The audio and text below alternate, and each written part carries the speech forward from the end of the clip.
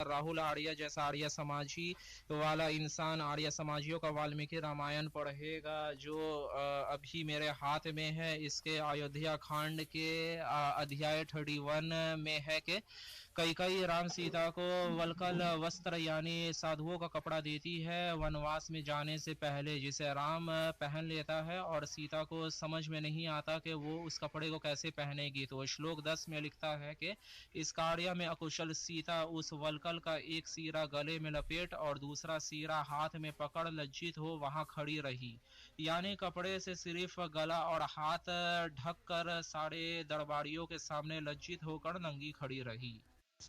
तो इन आर्य समाजियों के रामायण से साबित हुआ कि सीता भी सारे दरबारियों के सामने नंगी हो जाया करती थी। फिर राहुल गवाड़ ने ये कहा कि अरब के लोगों के पास कपड़े बहुत कम हुआ करते, चला लिया करते थे। मैं कहता हूँ आर्य समाजियों के रामायण से साबित हुआ कि सीता भी सारे दरबारियों के सामने नंगी हो जाया करती थी। फिर राहुल गवाड़ ने ये कहा कि अरब के लोगों के पास कपड़े बहुत कम हुआ करते थे, जिसके वजह से वो सिर्फ एक कपड़े में काम चला लिया करते थे। मैं कहता हूँ आर्यवर्त के पास तो कपड़ों का भंडार हुआ करता था ना, तो क्यों नहीं उनकी स्त्रियां भी एक कपड़े से ज्यादा कपड़ा पहन लिया करती थी।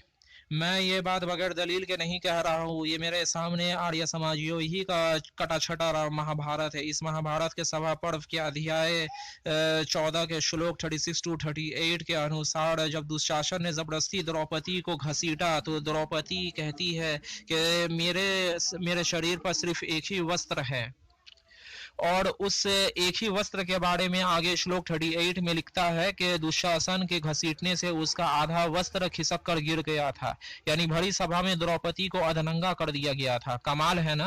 राहुल आर्य एतराज कर रहा है कि अरब के गरीब लोगों के पास सिर्फ एक ही कपड़ा हुआ करते थे, और यहाँ आर्यावर्त के महारानी द्रौपदी के पास उसके शरीर में सिर्फ एक ही कपड़ा था।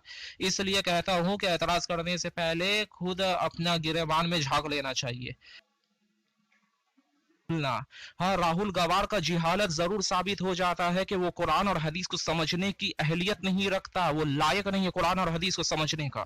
जो खुद चड्डी धाड़ी दयानंद को मानने वाला हो वो गधानंद का फोटो खुद आर्य समाजियों की किताब से क्यों नहीं देख लेता। मूर्ख शंकर गदानंद भी लंगोट में और उसका गुरु विरजानंद भी लंगोट में।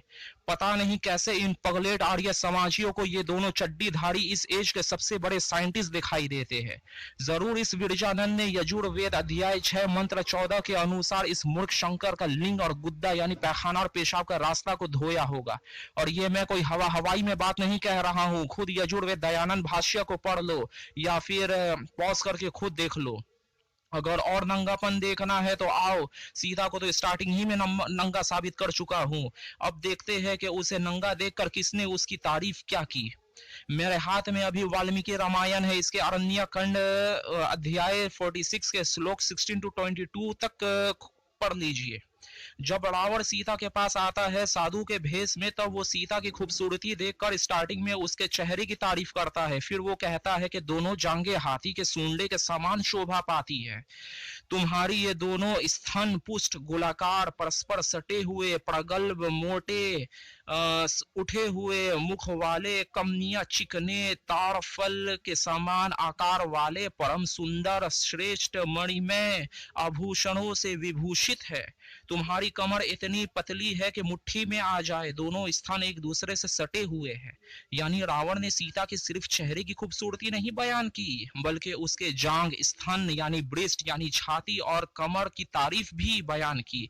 यानी सीता का सारा अंग खुला हुआ था, जिसे रावण ने सब देख करके पूरे डिटेल से उसकी बॉडी पार्ट्स की तारीफ की। और सिर्फ रावण ही नहीं बल्कि सुंदरकांड अध्याय 15 श्लोक 28 के अनुसार हनुमान सीता को ढूंढ रहा था, तब उसने सीता को गोलाकार स्तन को देखकर पहचाना कि यही सीता है। यानी इन सब बातों से साबित होता है कि सीता अपना छाती यानी ब्रेस्ट हमेशा खुला रखती थी। शायद दिखाने के लिए कि कपड़ा कम पड़ जाता हो, ये भी हो सकता है, कुछ भी हो सकता है। मेरे ख्याल से इतना जवाब काफी होगा, तो इस वीडियो को ज्यादा से ज्यादा शेयर करें और लोगों तक पहुंचाएं।